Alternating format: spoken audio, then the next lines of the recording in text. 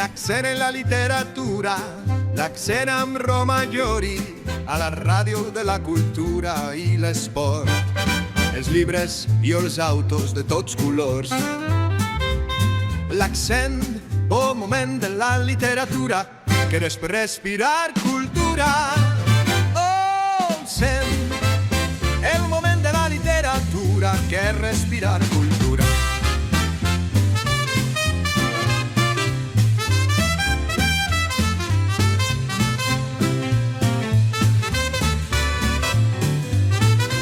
Què tal? Bon dia, diumenge. I diumenge estem aquí com tots, plogui, nevi, faci sol.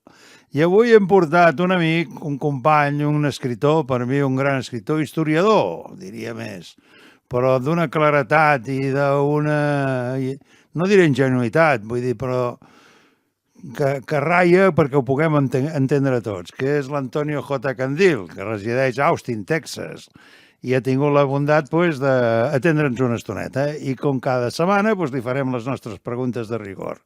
¿Qué tal? ¿Cómo estás, Antonio? Muy bien. Pues venga, vamos a empezar. Yo entiendo perfectamente catalán, pero lo tengo muy oxidado y prefiero que hablemos en castellano porque si no... No hay ningún problema, no hay ningún problema. El 23F falta totalmente el acceso a muchos documentos clave, ¿no? Nos han enseñado lo que les han dado la gana. Por supuesto. Yo me pregunto a estas alturas si todos esos documentos clave en realidad no han desaparecido por completo. Es muy posible que ni existan ya y se hayan destruido. Eso al menos es lo que yo sé y conozco y creo que se intentó cuando en 1996 hubo un cambio muy extraño de ministro de Defensa. Cuando ganó las elecciones José María Aznar, el ministro de Defensa no estaba previsto que fuera Eduardo Serra, bajo ningún concepto. El ministro iba a haber sido otra persona y hubo que cambiarlo en el último momento por un imperativo que hoy yo sé positivamente y lo digo, que fue un imperativo del señor Juan Carlos. Elecciones prefabricadas, explica esto en 2 palabras. Bueno, no sé si fueron elecciones prefabricadas, pero lo que sí ocurrió es que aparentemente yo creo que no ganó las elecciones el Partido Popular, sino que las perdió el Partido Socialista y el Partido Popular quería nombrar un gobierno que necesitó la aprobación real y en esa aprobación hubo el imperativo de que el nuevo ministro en 1996 fuera Eduardo Serra y el director del CSIC fue un general, a pesar de que el Partido Popular había dicho que iba a poner un civil. Ese general fue el general Calderón, que había estado antes en el CSIC, precisamente el día de los hechos, el 23F. Y yo sé positivamente, y lo ha dicho además alguien más, hay un coronel que ha hablado de este tema, que es el coronel Camacho, Diego Camacho, que estaba precisamente el día de autos en el CSIC, y él declaró que la misión que tenía el general Calderón era destruir todas las evidencias posibles que apuntasen a la implicación de la monarquía en el 23F. Por lo cual yo creo que probablemente ya no exista ningún documento que desclasificar. ¿De verdadera conspiración, hablando en serio, casi no había nada? Sí había una conspiración. Una conspiración para hacer que el 23F fuera ficticio, es decir, un golpe diseñado para fracasar. El juicio del 23F, según Pilar Urbano, fue cerrado en falso. Por lo que has dicho tú antes, esto es así, ¿no? Totalmente. Además, el decano y presidente del Consejo General del Poder Judicial en aquellos días, el señor Pedrol Rius, dijo claramente que aquello era una burla de la justicia. El juicio solo fue una cortina de humo y todo indica que hubo un pacto de silencio, ¿no?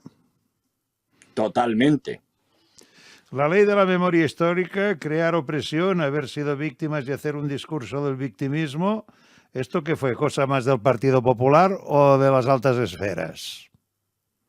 De las altas esferas. El Partido Popular en aquella época, en el 81, ni se enteraba, ni se enteró, ni sabía nada de lo que estaba ocurriendo. No contaba. El Partido Popular no era una fuerza importante políticamente hablando en 1981. Era todavía la Alianza Popular de Fraga Iribarne y aquello fue un desastre. ¿Aquellos que no recuerdan el pasado están en condiciones de repetirlo? Eso se ha dicho siempre. Los Borbones Y siempre... es muy posible. Se ha dicho Es muy siempre. posible. Los países y personas que no recuerdan la historia están condenados a repetirla. Eso se ha dicho muchas veces. Los Borbones siempre han asegurado su trono al precio que sea, ¿no? Totalmente. Durante el siglo XIX, España sufrió 4 terribles guerras civiles solo por una cuestión dinástica interior. Nada más. ¿Alfonso XIII había encumbrado a Primo de Rivera? Totalmente. Eso además se demostró y hubo un debate parlamentario en noviembre de 1931 por el cual se acabó tomando la decisión de privar de la nacionalidad española y expulsar de España e incautarse todos los bienes a la familia real. La República, la Segunda República, en noviembre del 31. Borboneo es la palabra que inventó Primo de Rivera, aunque las Cortes acusaron de alta traición a Alfonso XIII. ¿Es así esto? Claro.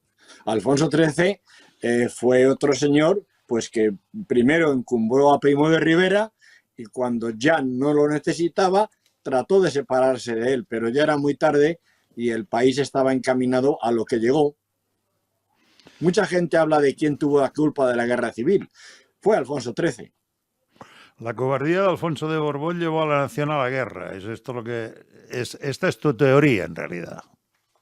Bueno, no es que sea mi teoría, es la realidad, querido Román. Alfonso XIII huye con nocturnidad y alevosía de España, embarcándose a medianoche en un crucero que lo lleva al puerto de Marsella y deja incluso abandonada a su mujer y a sus hijos, que luego al día siguiente emprenden viaje a Francia por ferrocarril y llegan a París. Pero él se fue por la noche con nocturnidad y alevosía cuando nadie se lo estaba exigiendo, ni había una manifestación popular pidiendo que se fuera. Mola, Queipo-de-Llano, Godet, Sanjurjo, Franco nunca estuvo entre ellos. Yo creo que los odiaba. Franco era un gallego, y que me perdonen los gallegos, oportunista. Siempre se ha dicho que cuando te encuentras un gallego en una escalera no sabes si baja o sube. Franco no se unió a la conspiración, vamos a llamar militar, pero no solo era militar, sino política, hasta los últimos días. Al final, incluso el cerebro de toda la operación era el general Mola. Eso está totalmente claro y es ineludible. Y Franco se unió a la conspiración solo al final. Duplicidad de Don Juan en 2 palabras. Aunque Franco era de iure el órgano del soberano, ¿no? El órgano soberano era Franco. Bueno, claro, Franco había ganado la guerra, la república, la monarquía estaba abolida en España, Franco había sustituido la república por una junta de defensa nacional y lo único es que Franco se agarra a la silla y se constituye en jefe del Estado. Eso no era justo y no tenía que haber ocurrido así. A Franco le habían dado una misión y una encomienda que era mientras durase la guerra. Hay una película muy buena que se ha hecho sobre esto y el papel de Unamuno en todo aquello, en Salamanca y demás. Pero bueno, Don Juan, sin embargo, los monárquicos pensaban que Franco era monárquico, que Franco solamente por ganar la guerra les iba a devolver la corona. Una corona que habían renunciado ellos voluntariamente. Nadie obligó a Alfonso XIII a irse. Sin embargo, claro, Franco como buen franquista, porque Franco no era monárquico, era franquista, se quedó en el trono. Don Juan jugó luego todo tipo de barajas y de duplicidades para recuperar lo que él pensaba que era su corona. El nivel de conspiración en la familia real era altísimo. Juan Carlos no creía lo que juraba. ¿Es así esto? Nunca lo creyó. Juan Carlos fue perjuro desde el primer día hasta el último. Y no es que fuera perjuro en el sentido práctico de la palabra, es que él ya había decidido que no iba a cumplir esos principios que juraba. Y fue la primera misión que le encomendó a su fiel servidor, que era Torcuato Fernández Miranda. Le dijo, de la ley a la ley, ahora cambias estas leyes para que yo no tenga que cumplirlas. Y fue la reforma política.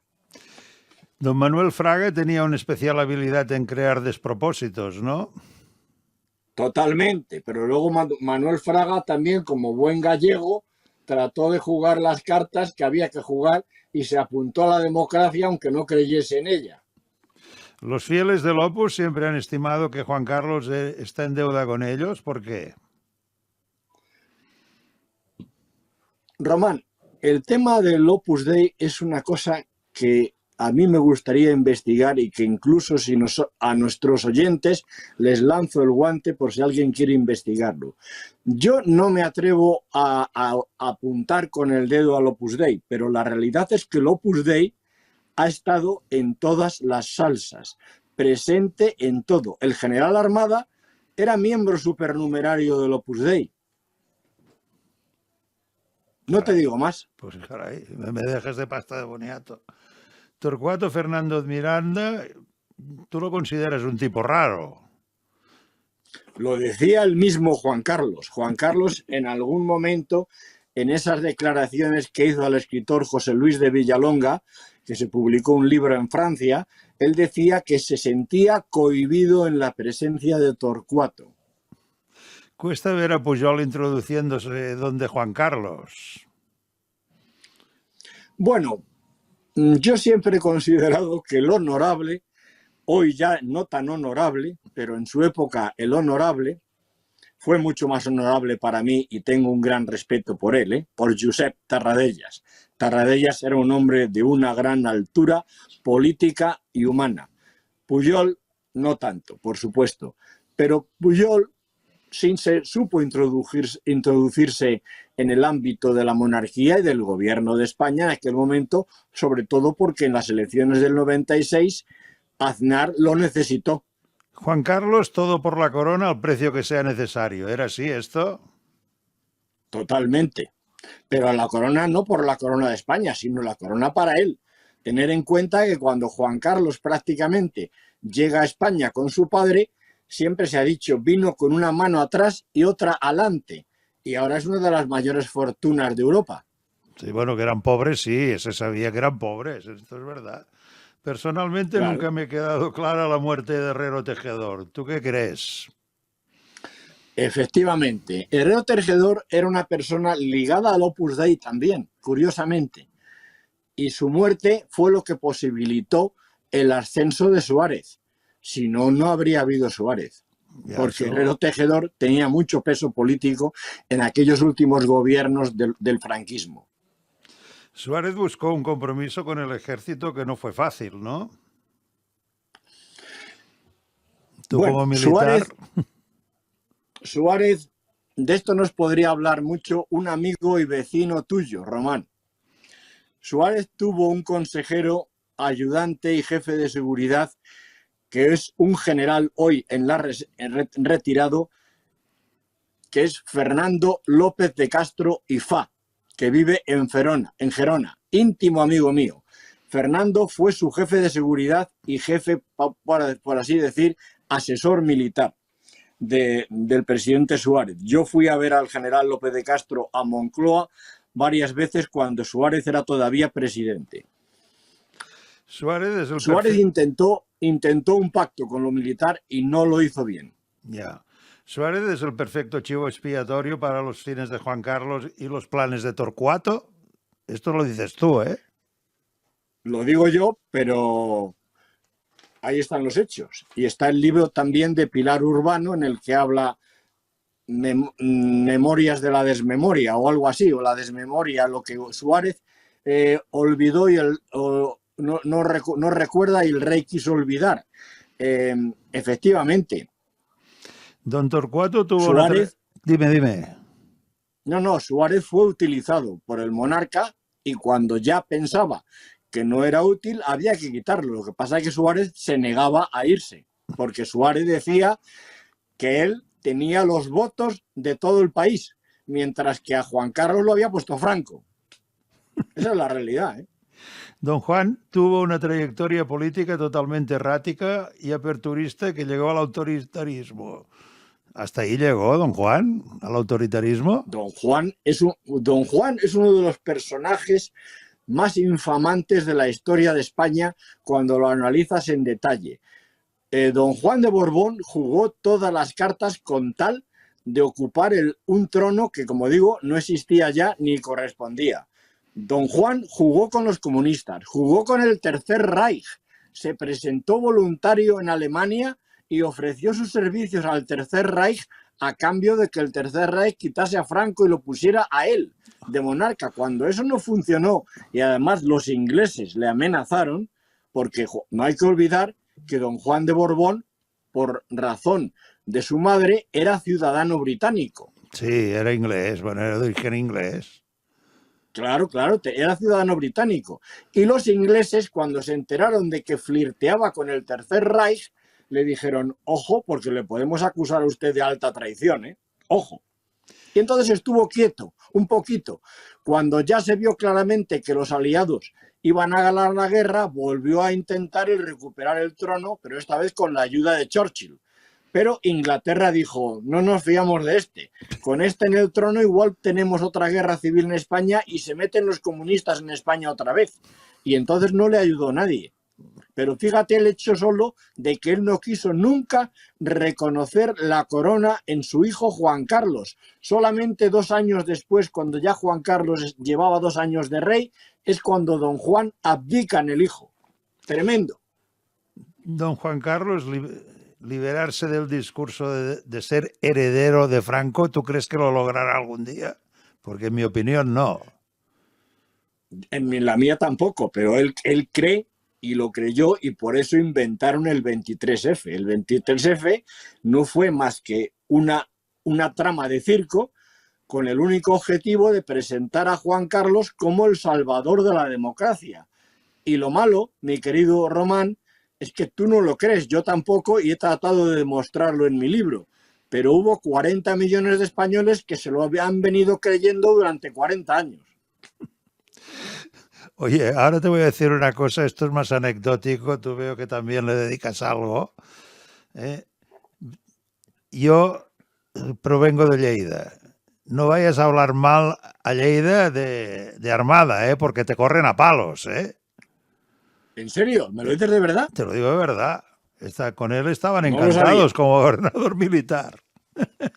Te diré luego por qué, si quieres. Yo te diría que porque no hacía nada.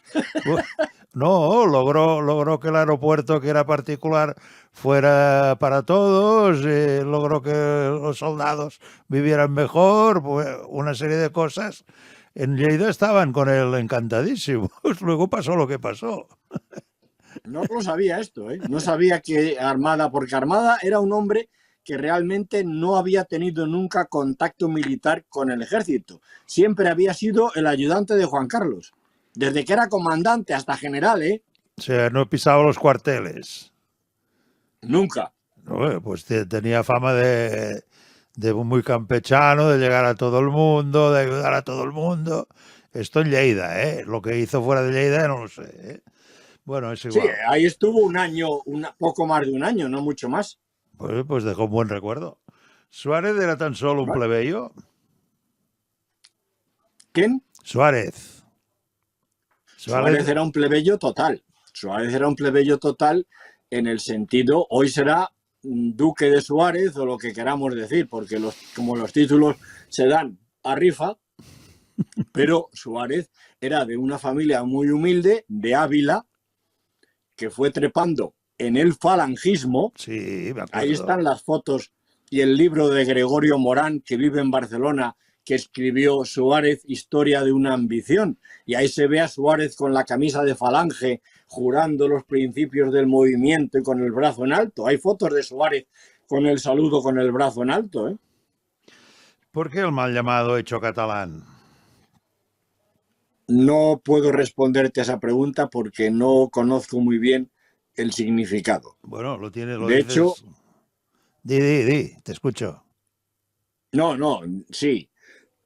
Había una actitud, digamos, especial en relación con Cataluña, siempre la ha habido, pero yo discrepo de ello porque yo, como tú sabes, me considero medio barcelonés. He vivido mucho tiempo en Barcelona, fueron mis mejores años y yo discrepo. Cuando alguien se mete con Cataluña, yo soy el primero que defiende Cataluña, ¿eh? Ministros civiles que, sin exagerar, fueron cada cual peor hasta llegar a la actualidad. Eso lo dices Sí, tú. eso no lo me digo yo. Sí, claro que lo digo yo. Los ministros de defensa, si los analizas uno a uno, es que son una joya. Empieza con el primero, Agustín Rodríguez Sagún, que estaba ligado familiarmente a Suárez. Agustín Rodríguez Sagún podría ser buena persona, pero era un completo inepto y no sabía nada de defensa. A continuación vino Alberto Oliart durante un año escaso con Leopoldo Calvo Sotelo. Luego vino el inefable Narcís Serra. No hizo ni la que mili, era me parece. absolutamente antimilitar. Después de Narcís Serra vino Julián García Vargas. Y ya con esto casi acabamos, porque si no me eternizo. Pero Julián García Vargas quizás trató de ser buen ministro, pero los anteriores fueron ministros que realmente el objetivo que tenían era mantener al ejército con la boca callada. El gran mudo. La transición no fue un pacto entre caballeros y el camino estuvo sembrado de espinas. ¿Parece un verso? Puede ser un verso. La transición no fue un pacto de caballeros, la transición fue lo que fue, y yo diría hoy que la transición lo que persiguió fue cambiar todo para que nada cambiase, porque siguieron las mismas oligarquías mandando el país, las mismas, solo que cambiaron de nombre y que cambiaron de función. Luego no fue un pacto, y cuando esto hoy se ha visto a dónde ha conducido aquello, porque de aquellos polvos vienen estos lodos. Cuando hoy se ha visto, ya no soy yo el único que dice y denuncia la transición como totalmente ficticia. Hubo algo positivo. Lo positivo fue que los españoles no se enzarzaron otra vez en una lucha interna civil como fue en 1936. Eso fue positivo.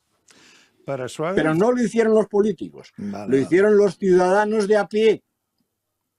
Para Suárez estaba claro que el alma del 23F fue el rey. A Suárez sus varones aún así le veían como chusquero. Totalmente, es lo que hemos hablado antes. Suárez fue un advenedizo. Suárez apareció simplemente porque Torcuato Fernández Miranda lo recomendó precisamente porque consideraba que era una persona maleable. Cuando su función acabó, pues realmente no tenía ya objeto, y los mismos varones, como has llamado, los llamas tú, los llamo yo, porque era así como se les llamaba, trataron de desmontarle. Hubo reuniones de la UCD en las que persiguían ya quitarlo definitivamente y sustituirlo por otro. Sabino, discípulo aventajado de Maquiavelo por excelencia. Se había leído el libro. Eso lo dice él mismo, ¿eh? Lo dice él mismo. Mira, yo a partir del año 2000 resulta que yo solía ir a tomar café o tomarme un sándwich al Hotel Villamagna en Madrid. Y resulta que ese hotel, en el lobby, tenía una cafetería muy buena y un salón para tomar allí sándwiches y cosas, y allí coincidí en una ocasión con el general Sabino Fernández Campo, que ya estaba retirado. Y él me miró, porque creo que me había visto en alguna actividad. Yo le saludé, le dije quién era, me dijo que me conocía y me dijo que me sentara con él a tomar café. Lo del libro de Maquiavelo lo cuento yo, pero se recogió por una periodista que le hizo una entrevista y se publicó, y lo cito en el libro. Pero eso es cierto, es que él dormía, antes de dormirse, leía todos los días antes de dormirse un par de párrafos de El Príncipe, de Maquiavelo. Era su libro de cabecera en la mesita de noche. El eterno descontento del español también se daba en los militares. Sí. ¿No ganaban mucho o qué pasaba? Yo me acuerdo, fíjate, mi primer destino militar al salir de la academia fue el Centro de Instrucción de Reclutas número 9 en San Climent de Sasebas. Fui allí voluntario porque entonces yo tenía una novieta que estudiaba en la Universidad de Barcelona y era lo más cerca que podía estar de ella.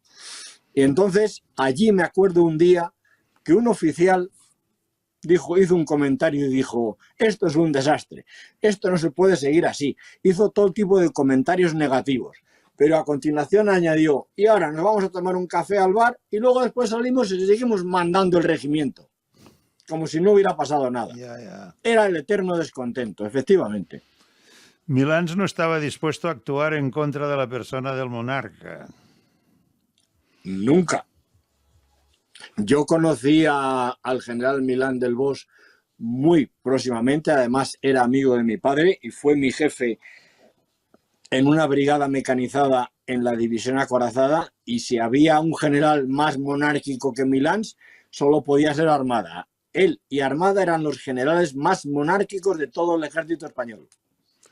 Bueno, y para ir acabando, Juan Carlos I no era brillante ni como para entender a Maquiavelo ni para concebir la operación, pero sí fue lo suficiente para estar o no de acuerdo en hacer lo que hizo, ¿no? Juan Carlos siempre dijo: a mí darme lo hecho. Tengo una anécdota sobre Juan Carlos que te la puedo contar de primera mano, que es que en la Academia Militar, siendo cadetes,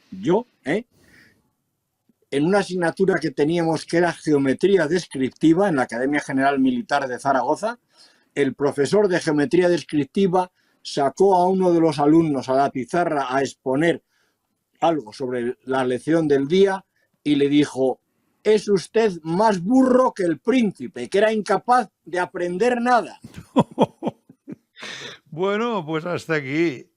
És un llibre fantàstic, acuradíssim sobre la corona i la seva implicació al 23F. Està molt ben explicat. Llegiu 23F, El golpe del rei, de Antonio J. Candil, editorial Almuzara. És fantàstic, us el recomano.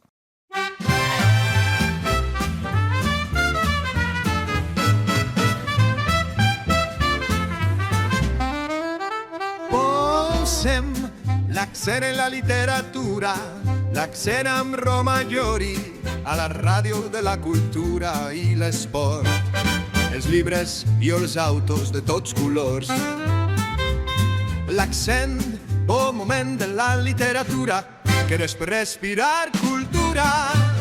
Oh, sent el moment de la literatura, que és respirar cultura.